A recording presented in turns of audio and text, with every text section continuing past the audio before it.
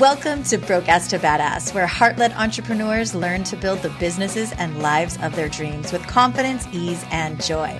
This is the anti-hustle movement, and we're your coaches in badassery, Kimi and Pua. Find out more at bledigital.com, and wherever you're listening to this, be sure to click subscribe so you never miss an episode. Hey guys! As we wrap up this year, we're sharing our top episodes of 2018. This week's episode was one of our most downloaded episodes. It's our conversation with Mike Woodward, and it's all about overcoming the fear of the unknown and so much more. And fear, we know, is such a hot topic. It's something that comes up for us a lot, especially on this entrepreneurial journey. So you are going to absolutely love this conversation. Lots of food for thought as we move into a badass new year. All right, guys, enjoy the episode. Today, we are super excited to welcome Michael Woodward to the podcast. Michael is the founder and CEO of Jumblethink. His passion is to help individuals and businesses make their dreams attainable through creative thinking, idea formation and strategy, and all that good stuff, which led him to create the Jumblethink podcast. His podcast inspires big dreamers to gain the courage to chase the life they were created to live. In this podcast, Michael shares stories of those changing the world by engaging with their dream, and we are so excited to pick his brain today. So without further ado, let's welcome Michael Woodward to the show. Well, welcome, Michael, to the podcast. So great to have you here. It's so great to be back chatting with you guys again. So fun to have you on our podcast. I'm excited about today, though. Yes, yay! Well, we were just talking, and you mentioned that you have done over 100 something interviews already, 120 something on your Jumblethink podcast. So amazing! Congratulations on that. Thanks. You've had Thanks. It's an incredible show. We love it. It's so inspiring, and we would love to kick things off by having you share a little bit about how Jumblethink came to be. Yeah. Well, it's been an interesting journey for me. I did not start out in the business world per se. I started out in working in churches and then moved into business. I owned a web development and design shop out of the fact that the church couldn't pay me. So I got into business and fell in love with helping people take an idea to a dream or their idea and dream to a reality. And so as I moved back to the East Coast, I had lived on the West Coast for 13 years, and moving back to the East Coast, and it looked like an amazing time to just reassess what I'm doing, how I'm doing it. And I said, what would be fun to do would be to explore the ideas and dreams of others who are doing crazy things. And so I decided to start this podcast called Jumblethink, and it's all about the philosophies of taking messy thoughts and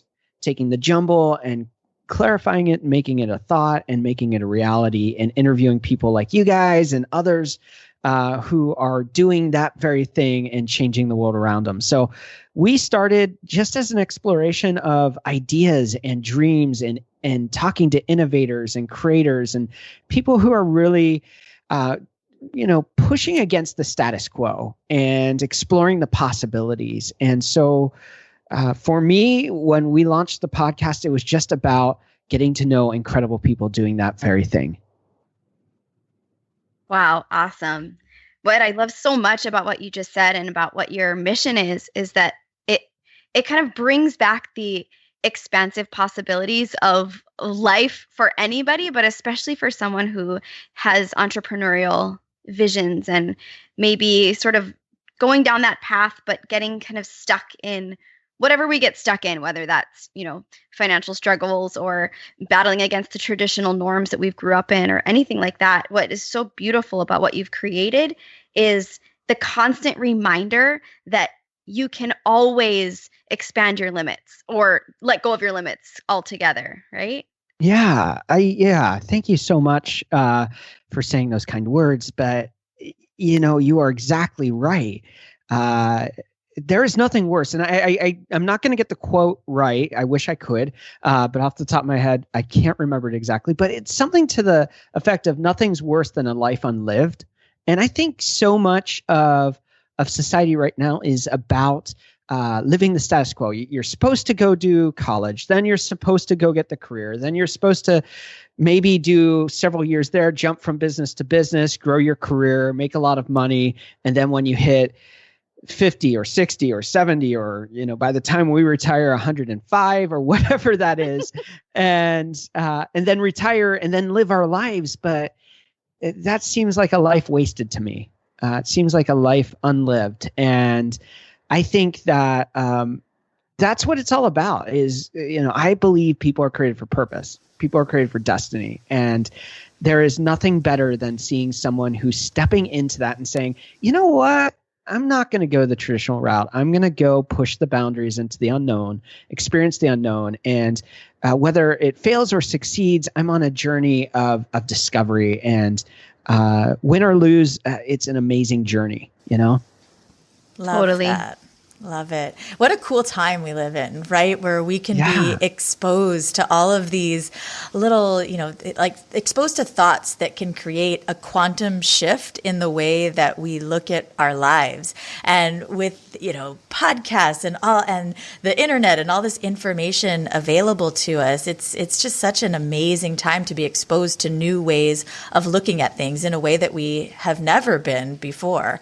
So powerful. And, yeah, love it. Thank you so much for the wonderful work that you're doing to continue to get different ways of thinking out there. And you brought up the word, the unknown.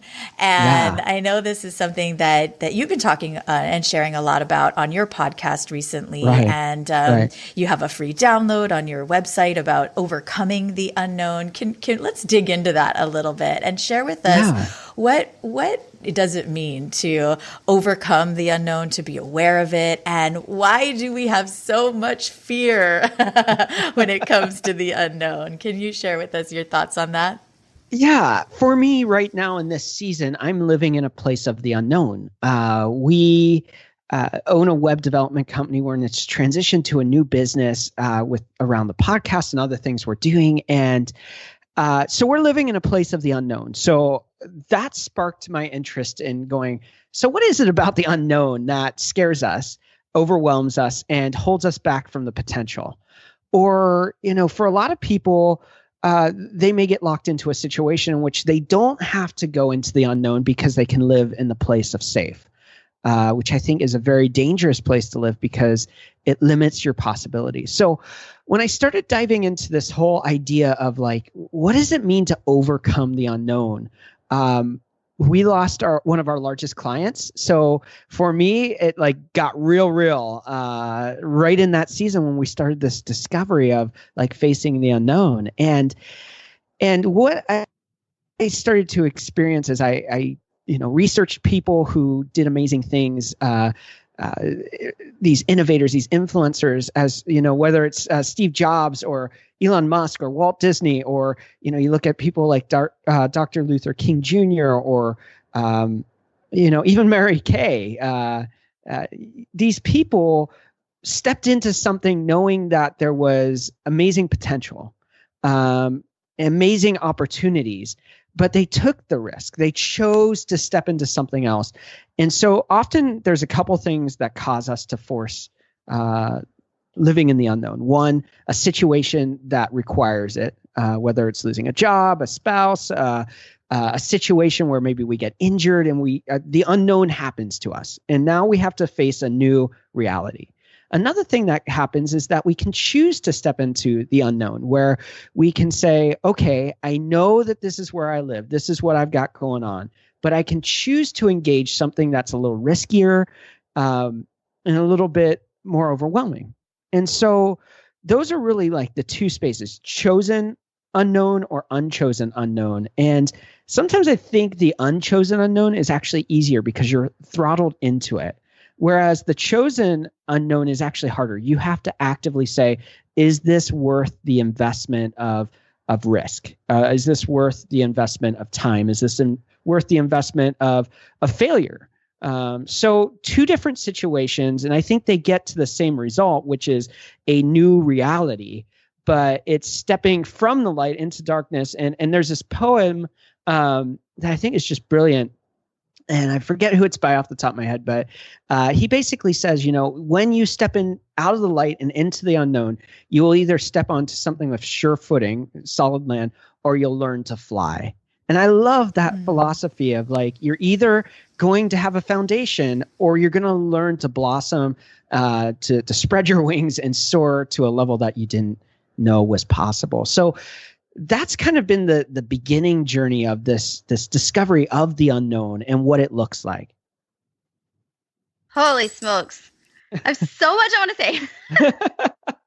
What is so interesting about this, I think unchosen unknown is a part of life that we've all kind of accepted, whether or not we go through it gracefully is kind of case by case. But that chosen unknown, it's almost like gambling, right? Yeah. Yeah. And in a sense, when you look at entrepreneurs who have, successfully created businesses and you dig a little bit deeper into their history, quite often, I think we all know, you'll find that many business owners have owned multiple businesses. This isn't the first. And, there is high risk and high loss in the past. And, many business owners go through bankruptcy. And it really seems to be like the path where you get to train your own levels of kind of grit and resilience. And the more you can do that, it is like gambling, right? Is it a little bit addictive after a while? Yeah, I think so. For me, there's been seasons of stepping into unknowns. When the church I was working at couldn't afford to pay me, I had to step into an unknown of what do I do next. When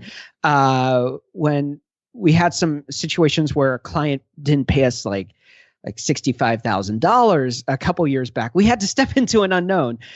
In this new season of transitioning the old business model into a new thing, we're stepping into the unknown. And what's amazing with that, you mentioned the addictive nature of stepping into the unknown, is I think it is addicting, and I think there's a risk. There's an adrenaline release. There's so much more going on there. But there's also, when you have these different steps throughout your life, whether it's a career change, whether it's a life change, location change, all of these changes, when you experienced it once, it sets a foundation to say, okay, I made it through here today.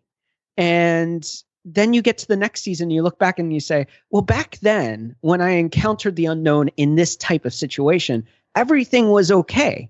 So it builds that sense of certainty in an uncertain situation, because you can go back in the experiences of your past, presupposition, how you view the world based on past experiences. And you can apply that to your current situation to bring peace and freedom and a sense of, okay, I can have faith here because I've experienced this before and it was painful and there was a process to go through. But now on the flip side of it, I can look back to that as encouragement to say, this is my baseline for this new season of the unknown.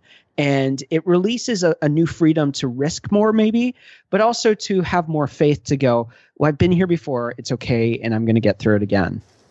Brilliant. Love that so much. What a great reminder to really celebrate and stop and reflect and celebrate what we have overcome, because we can take faith and courage from that to help fuel us as we continue to expand to new levels. Love that. I remember that once when really at the beginning of our journey as entrepreneurs, at least for this business working together, Pua and I, we had been talking. I was talking to this entrepreneur, very seasoned entrepreneur, very successful, and we got into a conversation, and I was like, "Oh, it's so hard. We don't know what we're doing. We're trying to figure it out. It's so difficult. It's so challenging." And I'll never forget, Pua and I couldn't believe his response. And that was, wow, I wish I was back there. That's so fun. That's such a fun time. Like figuring all that stuff out, trying to figure out how you're going to make your business work, like all of that unknown is so fun and exciting, and you're going to miss it someday. And I remember Pooh and I being like, we are not going to miss this at all. Yeah. But I kind of get what he was saying, you know, and that as you build up your resilience you begin to learn to reframe the unknown and see it not as scary, but as exciting and fun, because, if you're able to overcome it, then the next season of unknown, as you called it, is you can begin to say like, wow, okay, what do I have in store? This is kind of fun. And so it's just about looking at it in a different way, right? Is it something to be feared, or is it something that can be looked at as exciting? I think it can be both. And it's okay in situations. I think it's common for us to feel like we either can be afraid or excited, or we can be, scared to death, or we can have all the faith in the world. And I think that there are going to be moments where you have like all of the courage in the world to face the unknown. And then there are going to be moments it could be 5 minutes later where you have all the doubt of the new season, the thing you're moving into. There's all of that going on too. So it's easy to say, I feel this way or that way, and feel like there's even failure in the emotion or emotional management of yourself through these situations. And I think that more people need to be engaged in the emotions that they're feeling through these transitions, the stepping into the unknown, because the more you're engaged in your emotions, the more I think you're really experiencing the situation. And the other thing that goes with that is the fact that when you are engaged with your emotions, there's this intuitive nature that comes with it, because it's a little bit more primal. It's a little bit more back to like the rawness of life, where all of a sudden, you get these gut instincts like, okay, I don't know how I know or why I know, but I just know that this is the next right step. And so I think being in tune with those emotions and balancing that of just being aware of it brings a lot of freedom in that journey to make those steps. But I agree with what that coach or mentor or the person you were talking about that's been down this road. It does become easier, but it also becomes different. In our research for the episodes on the unknown, we really stumbled on this whole philosophy of there are known knowns, there are known unknowns, and there are unknown unknowns. So even in this transition of like, okay, I've been a successful entrepreneur, we've built, a very successful business. Now we're in this new season. Well, now I have new known knowns. I have new known unknowns, but I also have different unknown unknowns. And so by weighing those different things in each season, in each transition, in each journey into the unknown, those all shift and change. So there's still a massive learning process. There's still a massive evolution of your knowledge and experience that is applied to the situation. And so I think that each step into the unknown can be as exciting as the first one, but just vastly different. Love it. That's unreal. And what I really like, what is so fascinating to me about this conversation is it kind of strikes down I'm not going to say that it counteracts the idea of manifestation, but what I love what you said about feeling all of the emotions in this was that it's not just about thinking positively and, maybe it'll all just kind of go away or like, and there were parts of our journey where I was so focused on the pain and this like fear of the unknown, but I didn't want to let myself feel that fully because I thought that it was going to bring more bad things. Does that make sense? Like, it sounds so crazy when I say it out loud, but it's something that I was thinking. I'm like, don't focus on your lack, don't focus. And there's value to that, I do believe, but it is also really important to be where you are and say, I feel scared. I feel challenged. What am I going to do about it? You pretty much have two options. You get creative, you persevere, right? Or you quit and you go do something else. Either way, you'll be okay, but it's up to you how you want your future to look, right? Right. Yeah, I think that's very, very true. And when you acknowledge the fear or acknowledge the emotion that's there, now you can set up strategies to navigate it. Like, you think of people that just freeze in bad situations and they just don't know what to do. They don't know how to respond and act. We can learn from that. So the next time you face that, you have a coping mechanism, if you will, to then navigate so you don't freeze. Like if a bear is attacking you and you don't know what to do, you're just going to instinctually make an action, whether that's running or whether that's climbing a tree, whether that's laying down and curling up in a ball, you're going to react. But when you have the knowledge that you can apply to the fear now, and now the situation is the bear is attacking you, you can use that wisdom and experience to apply and say, okay, this is the best way to respond to this emotion of, oh, I am screwed, a bear is attacking me. Well, what do? When you know how to navigate that, you can then apply that to the emotions you're feeling and get through the situation. So good. Oh, I love this conversation so much. You are in such a unique situation in a sense that you've had 120 plus conversations with people that think in different ways. They've got creative ideas. We would love to hear how have all of these conversations impacted your life and your journey and the choices that you're making in your life now? Is there anything that sticks out, or what have you gained from all of these conversations and exposure to all of these entrepreneurs and different ways of thinking? I think one of the biggest lessons that I've learned is that, when I started this podcast, one of the things I really wanted to focus on was bringing on voices that were different than mine, had different perspectives, different interpretations, different worldviews that maybe I even opposed. And to bring them on, when you hear observations, when you hear opinions, when you hear experiences that are different than your own, it expands the knowledge and the base of understanding in which you operate. And the more wide your experience is, the more wisdom you can apply to your situation. One of the greatest lessons I think that I've learned is that, one, none of the people that I've talked to are absolutely all that special. And what I mean by that is that it's easy from a distance to put someone that we look up to on a pedestal and say, well, they've got it all together. They've got the money, they've got the position, they've got the title, they've got the influence, and think that there's something special. But when you strip back their story, when you listen to what they're saying, the only thing that makes them truly special is that they truly engaged in the journey. They chose to do what others wouldn't. When others maybe ran or gave up, they chose to push in further, or they approached those fears and overcame those fears. And that's what makes them special. It's not that they're inherently just a superstar or a superhero, as we often look up to them as being, but often these people are average people that chose to live extraordinary lives. And I think that that's one of the greatest lessons we can learn is it's easy to say, well, they had this going for them. This is their situation. They were tied into the right circles, or they knew the right people, and give all excuses for ourselves and why we can give up or not choose to make that journey because we look at these other people and look up to them.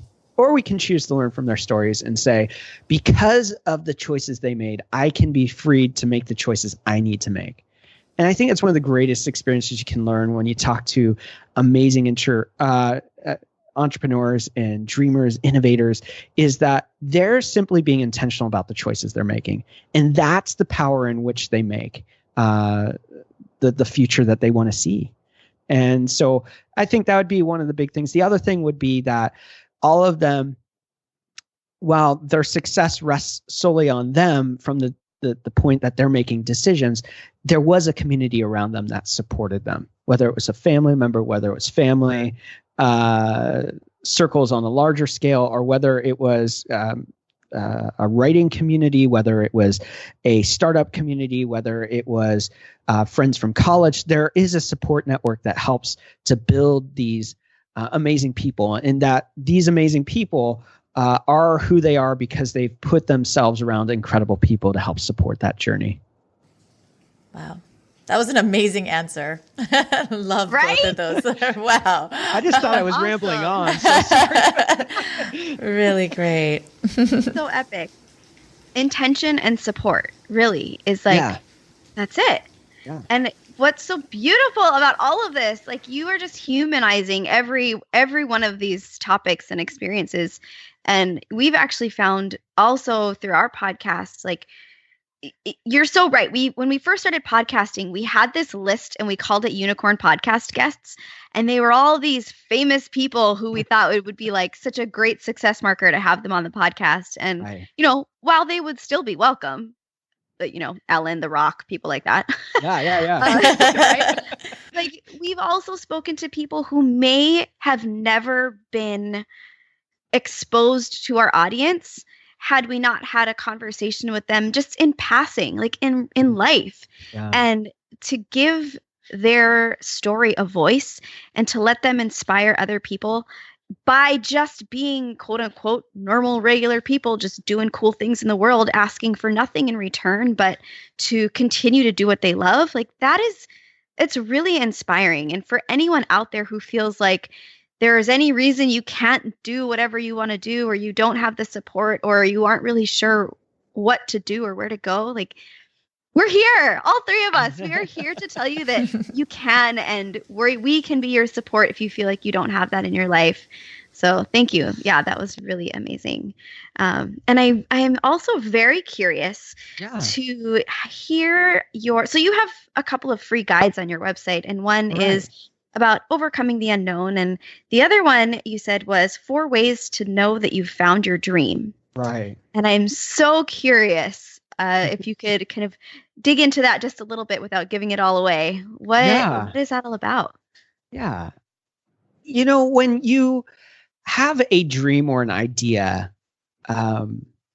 there's different seasons of that dream and idea. At the very beginning, it's often a question of like, have I really found it, or am I just being kind of weird here? Like, is this the coolest thing ever, or am I just infatuated with something that's really stupid? And I think all of us who are dreamers experience that, where we're like, eye in the sky, just kind of looking to the far reaches of the earth. And so we see that thing, and now it's become the next target, and we try to jump into that. And while we jump into that, we really get off course from our core vision, our core values, and who we are on that journey sometimes. And so how do you know when something is really the dream that you have, right? And how do you know when something is just a passing infatuation, something that's caught your attention, and it's the shiny jewelry that you're like, oh, I must have that. So the 4 steps to be knowing when you found your dream is all about that. It's about going, does this have staying power? Is this something that I'm into it for the long haul, or is this something that just I'm interested right now, and in 2 weeks I'm going to be so over it? Is this something which I'm talented at, that I have giftings and abilities to do? Is this something that I'm passionate about? You can have giftings without passion. You can have passion without giftings. In giftings, your abilities can be learned, but they're also sometimes born into you. So that's into it. And then, do you have the resources to see that dream come to pass? Now, any one of those things could be no, and you still have an amazing dream, and it's still worthwhile chasing. So these are just kind of filters to help you understand, is this really something that I value enough to make the steps into making it a reality? There are a lot of things, a lot of great ideas I've had through the years. One of them was I wanted to do a website, because we built websites called Spotted Celeb. And it was all about celebrities encounters and telling your story of your celebrity encounter. And as I went with our team and, dove into that whole idea of like, oh, you could do this website. People can, from their mobile app, then tell their story. And then you can kind of geo-market and, rate the person, this celebrity was a jerk, they're awesome, whatever. And it was all about telling the story. But the more I dove into the idea with our team, we're like, well, this doesn't really align with our value system because we really want to honor the people that we are engaging with. And in this case, if somebody's doing something that's unsafe, that's going to put the jeopardy of that person, that individual's life in place, that's no good. If they're stalk or ask where they're just becoming a burden on the person, that's not good. And, we want to see the best in people. And so a lot of times our celebrity encounters are all about the worst in people. And so we decided not to do that idea because as we went through that dream, that idea that we were having, we just felt like it didn't align with who we were. We had the giftings, we had the idea, we had the resources to make it happen, but in the end, we chose that it didn't match up to our value system. And so the guide helps people navigate those issues and give them some fundamentals of like, here's how you can measure it and make sure that's something that you really want to invest into. Awesome. It's kind of like your gut check part 2, just in case you don't trust your gut. Right. Well, it's good to have like outside methods and systems. I hate systems. I am horrible at systems, but I have systems in place because they reinforce success. From learning from failures and from seeing what does and doesn't work with our business, we've put systems in place. And those systems help support the success of what we're doing. And just like that, this guide is there to help people choose to make successful choices. Now, there's always risk in chasing a dream or idea, but you can also make choices early on that either set you up for a better chance of success or discourage you away from something that you shouldn't be investing into. Very cool. Wow. So where can people find that? Yeah, if you head on over to jumblethink.com, there's a resources page. There's all kinds of different resources there. There's one that's called Free Guides. Check that out. They're both there. All right. And we'll be sure to include that in the show notes as well.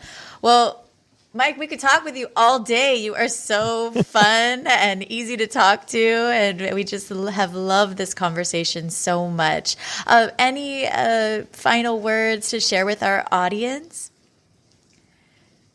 Yeah, I think one of the biggest things that dreamers have that is scary is dreaming comes from a place of identity, knowing who you are. And the world right now is crazy. There's a lot of weird stuff going on, a lot of cool things going on.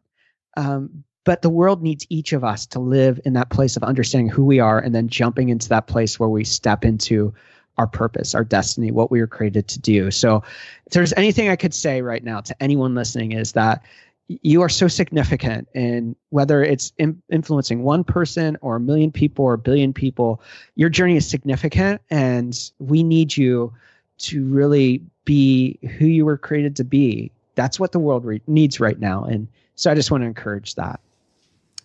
Amen. My eyes watered up on that one. Wow. Thank you for that. Thank you. And yes, everybody listening, definitely check out Jumble Think Podcast. Go get those free downloads, and we'll include those links in the show notes. And thank you so much for this wonderful conversation. This has just been an absolute joy. Oh, it's always great to talk to the both of you. And it's amazing when you meet people like you that you just go, these guys get it. They understand what it means to be world changers. And so it's been a privilege to get to know you the last couple of weeks. So thanks for having me on. We hope you enjoyed this episode with Mike, and we wanted to remind you that we have a free gift for you. If you go to our website, bledigital.com, you can download our free weekly planner for badass entrepreneurs. And this is the system that we use to do our big visioning, do our weekly planning, and we'd love to share this with you. This is the perfect time as we head into a new year, setting some new intentions for what we want to create in 2019. So head on over bledigital.com/badass.